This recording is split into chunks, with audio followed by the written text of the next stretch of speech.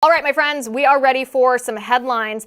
The first headline, this is actually a fake news headline. I was disappointed to find out. I had originally seen this headline and I was like, oh yeah, this is great. The headline said that Joe Rogan was suing MSNBC for the following reasons. Let me bring this up and read it to you directly. It says, breaking, Joe Rogan is suing MSNBC for $30 million for editing, splicing a video to make it sound like he was pro-Kamala Harris when he was actually criticizing her. Sue them into the Stone Age. This was a report on X. When I first read that, I thought, this is what I've been talking about. This killer instinct that the left has to just go for it, to win at all costs.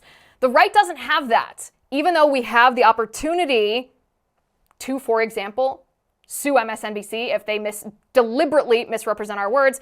However, I am disappointed to tell you that even though this went wildly viral on X, I think it was seen by almost 7 million people, it is not true. It's not true. Wah, wah.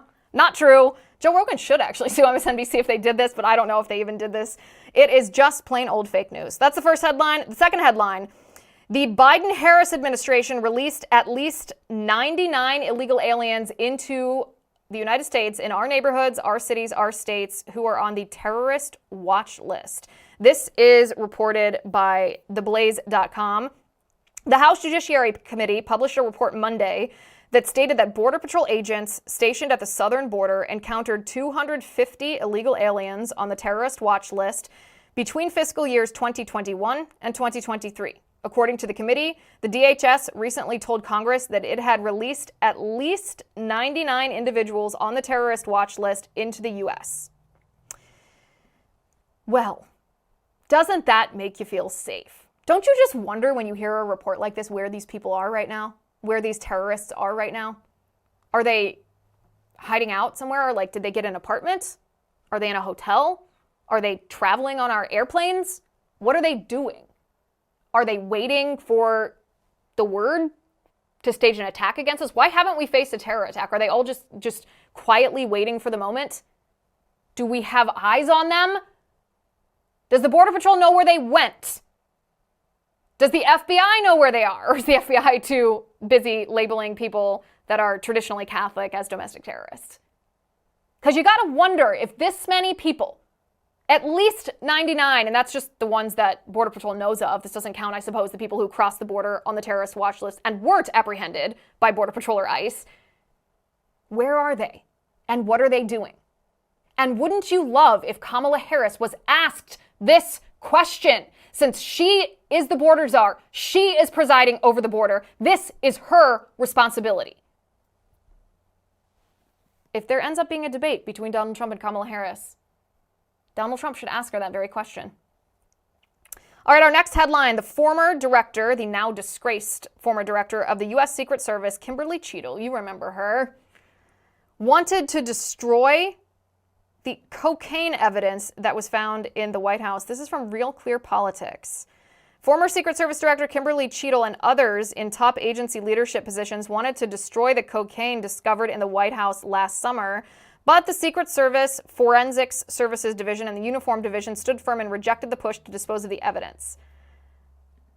We know who left the cocaine in the White House. This didn't require an expensive taxpayer-funded investigation. All it required was to call up Hunter Biden. He's probably sitting right nearby anyway. That's all it required. Just find Hunter Biden. There you have your answer. You knew that. I knew that. The mainstream media told us, don't believe your lying eyes. That's the definition of gaslighting, by the way.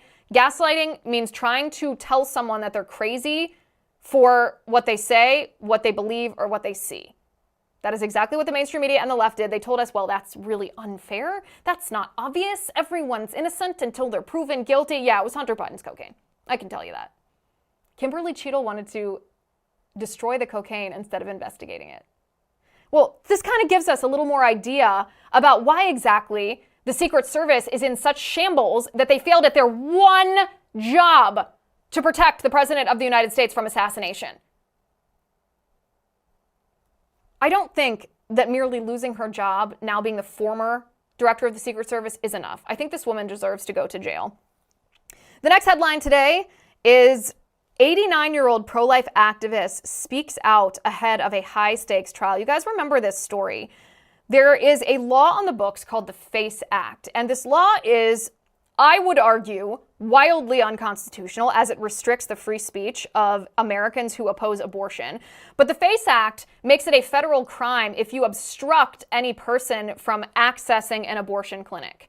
Not only is that unconstitutional in and of itself, the leftists, the deep staters in the federal government have weaponized this against pro-lifers who are simply peacefully protesting outside of abortion clinics. They are praying outside of abortion clinics. They are trying to dialogue with women who are seeking abortions in order to try to convince them that life is valuable. There are other options, that they don't have to go through with this. The federal government goes after pro-lifers because Kamala Harris and Joe Biden and those that control Kamala Harris and Joe Biden are so anti-humanity that they actually want, like, and celebrate the gruesome killing of unborn children in the womb. But I digress. There's an 89-year-old woman, Eva Edel. She survived communist concentration camps and she was protesting outside of an abortion clinic. She was subsequently charged under the FACE Act with obstructing the so-called constitutional right of these women who were going to seek abortions.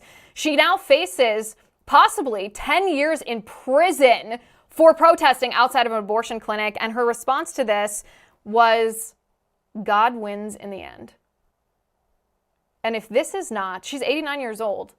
10 years in federal prison is almost certainly a death sentence. But if this is not a reminder, and I don't mean to sound preachy here. I know some of you are going to say, Liz, stick to politics, don't preach. And let me tell you, there is spiritual warfare in our country every day, all the time. This moment, there is spiritual warfare around you, touching you, that you cannot see, you cannot feel. It is there. And this is a perfect example of it. And this woman who spent time in a communist concentration camp seems to understand that better than almost any other Republican that I have ever met. And I don't know about you, but I find that very moving. I find that very touching. All right, our next headline, New York City's shoddy oversight wastes millions of taxpayer dollars on unused hotel rooms, uneaten food for illegal aliens. This, according to an audit. I'm going to read you the beginning of this article because listen to how much money was wasted. New York City Comptroller Brad Lander released an audit on Tuesday that accused Mayor Eric Adams' administration of, quote, shoddy oversight of a contract the city held with Rapid Reliable Testing New York, also referred to as DocGo. The Adams administration signed a $432 million contract with the company to provide illegal aliens residing in the city with services, including shelter, accommodations, and food. Lander, who recently launched a mayoral bid to push Adams out of office, stated that an audit conducted by a group of independent auditors uncovered, quote, mismanagement of the contract. He noted that the Department of Housing Prevention and Development failed to conduct sufficient oversight, ultimately costing taxpayers millions of dollars. This is what Lander's office reported. A detailed review of invoices presented for the first 2 months of the contract found that nearly 80% of payments, $11 million out of $13.8 million paid, were unsupported and should be recouped. Now picture your paycheck, picture your bank account, picture your Venmo account, wherever you store your money. Picture your bags of gold and silver if you're smart like me and that's what you do with your money. And now think of the government, Eric Adams, dipping his hand into your money, picking it up, giving it to his friends in some shoddy contract that was unsupported. They didn't do the work. It was a terrible premise to begin with, giving illegal aliens free hotel rooms and free food, but they didn't even do that.